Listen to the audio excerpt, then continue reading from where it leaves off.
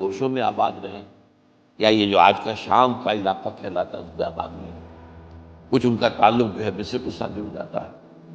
باقی اس علاقے کا جو ہے یہ انبیاء کرام اور ان کی امتیں، اور ان میں یہ دو امتیں جو ہیں ان کی بڑی اہمیت ہے۔ ایک امت ہے موسیٰ علیہ السلام، جنہیں کتاب دی گئی، شریعت دی گئی، تورات۔ ایک امت محمد صلی اللہ علیہ وسلم جس سے ہم وابستہ ہیں، ان کو ہمیں قرآن دیا گیا اور ہمارے رسول محمد صلی اللہ علیہ وسلم۔ اب ان میں سے جو پہلی امت ہے، ہمارے ذہنوں میں ان کا کوئی خاص تصور نہیں ہے، کوئی خاص دلچسپی بھی نہیں ہے۔ ویسے بھی ہماری عام بول چال میں یہودی تو گالی بن چکا ہے، تو اب یہودیوں کی تاریخ سے کیا دلچسپی ہوگی؟ اب یہودیوں کے بارے میں کوئی اچھا خیال دل میں لا ہی نہیں سکتے، اس لیے کہ ان کی جو اسلام دشمنی ہے وہ اتنی طویل تاریخ اس کی ہے کہ واقعتاً مسلمانوں کے دلوں میں ان کے لیے کوئی گوشہ ہونا ممکن نہیں ہے، نرم گوشہ ممکن نہیں ہے۔ یہ تو ایک فطری سی بات ہے، لیکن بہرحال تاریخ کو تو آپ نہیں جھٹلا سکتے۔ آپ نوٹ کیجئے کہ قرآن مجید کا 1/12 حصہ حضرت موسیٰ اور حضرت بنی اسرائیل کے ذکر پر مشتمل ہے۔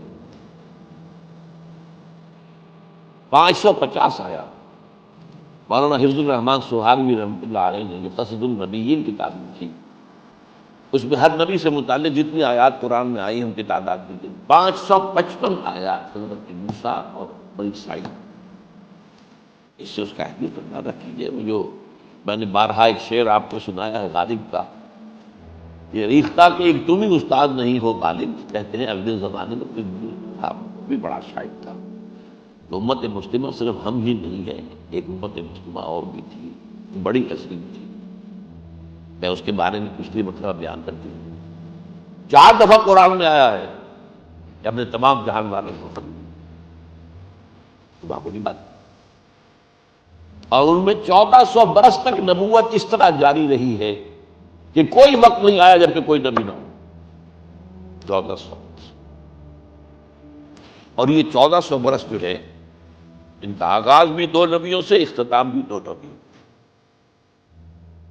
آغاز موسیٰ اور ہارون سے علیہ السلام، اور اختتام عیسیٰ اور یحییٰ علیہ السلام۔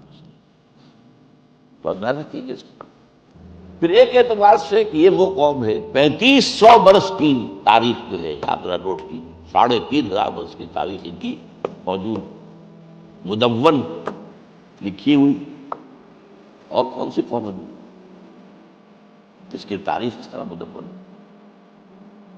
تو آج جو میں بیان کرنے لگا ہوں وہ یہ ہے کہ حضور نے فرمایا کہ مسلمانوں تمہارے اور ان کے مابین بہت مشابہتیں ہوں گی۔